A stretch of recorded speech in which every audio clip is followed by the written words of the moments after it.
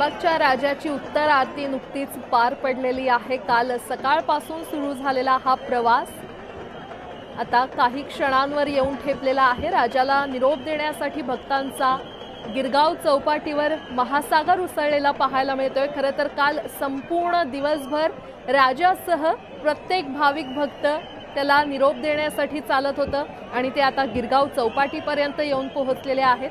लालबागच्या राजाची भव्य दिव्य अशी ही शाही मिरवणूक, अर्थातच तो राजा आहे त्यामुळे त्याची मिरवणूक देखील तशीच असावी। आणि आता अगदी काही क्षणांवर बाप्पाचा हा विसर्जन सोहळा संपन्न होईल।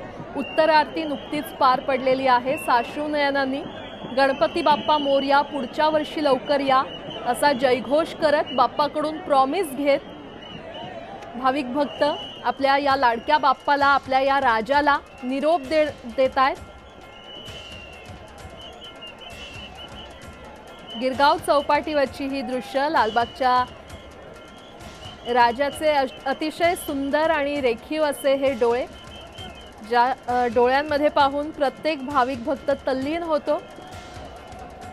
आणि खरं तर प्रत्येकाच्या डोळ्यात अश्रू आहेत, कारण की बाप्पाला आता आपण निरोप देतोय, मात्र बाप्पाकडून प्रॉमिस घेतच बाप्पाला निरोप दिला जातोय। गणपती बाप्पा मोरया, पुढच्या वर्षी लवकर या असा जयघोष इथे सुरू आहे। आणि संपूर्ण गिरगाव चौपाटीवर भक्तांचा हा महासागर लोटलेला पाहायला मिळतोय। थेट जाणार आहोत, आमचे प्रतिनिधी उदय जाधव आपल्यासोबत जोडले गेलेले आहेत। उदय, उत्तर आरती नुकतीच संपन्न झालेली आहे आणि आता काही क्षणात बाप्पाला विसर्जन, त्याला निरोप देण्यात येईल। थेट गिरगाव चौपाटीवरती समुद्राची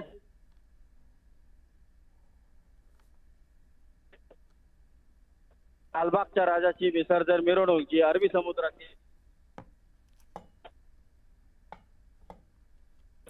बहुधा काही तांत्रिक कारणांमुळे आमच्या प्रतिनिधींचा आवाज आपल्यापर्यंत पोहोचत नाहीये। अर्थातच तिथे मोठ्या प्रमाणात इतके भाविक भक्त उपस्थित आहेत आणि त्यांचा जयघोष सुरू आहे। लालबागच्या राजाची विसर्जन मिरवणूक ही गिरगाव चौपाटीवर येऊन ठेपली। उत्तर आरती नुकतीच संपन्न झालेली आहे आणि त्यानंतर अरबी समुद्रात खोलवर लालबागच्या राजाचं विसर्जन होणार।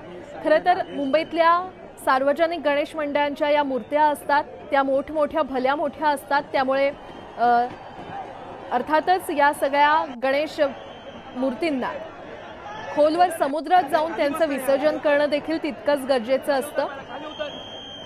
बाप्पाला तराफ्यावर बसवून खोल समुद्रात जाऊन बाप्पांचं विसर्जन करण्यात येईल। पुन्हा एकदा जाऊयात, आमचे प्रतिनिधी उदय जाधव आपल्यासोबत जोडले गेलेले आहेत। उदय,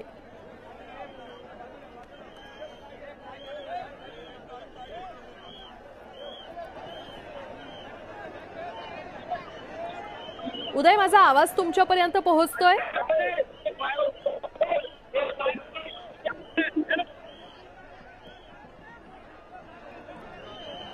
उदय यांच्याशी पुन्हा एकदा आपण संपर्क साधण्याचा प्रयत्न करूच, मात्र गिरगाव चौपाटीवरची ही दृश्य आपण आधी पाहूयात।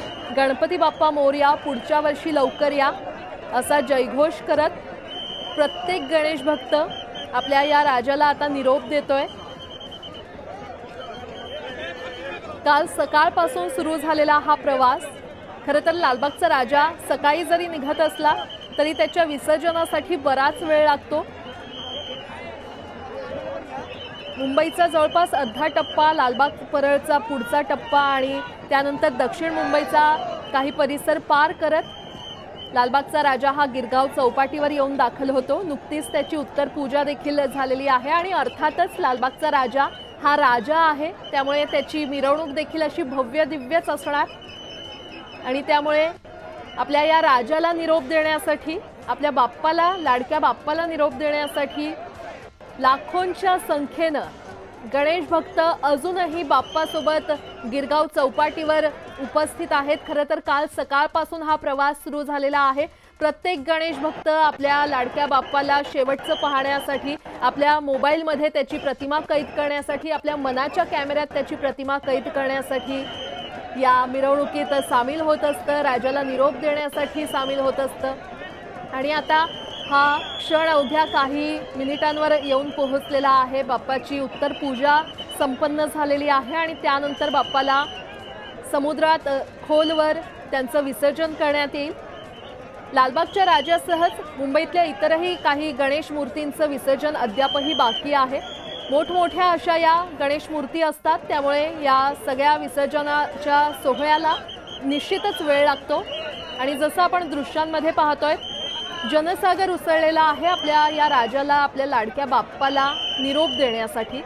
साश्रू नयनांनी गणपती बाप्पा मोरया, पुढच्या वर्षी लवकर या असं म्हणतच बाप्पाकडून प्रॉमिस घेतच बाप्पाला आता निरोप देण्यात येतोय। लालबागच्या राजाची भव्य दिव्य अशी ही शाही मिरवणूक गिरगाव चौपाटीवर येऊन पोहोचली। काल सकाळपासून सुरू झालेला हा प्रवास आता इथपर्यंत आलेला आहे।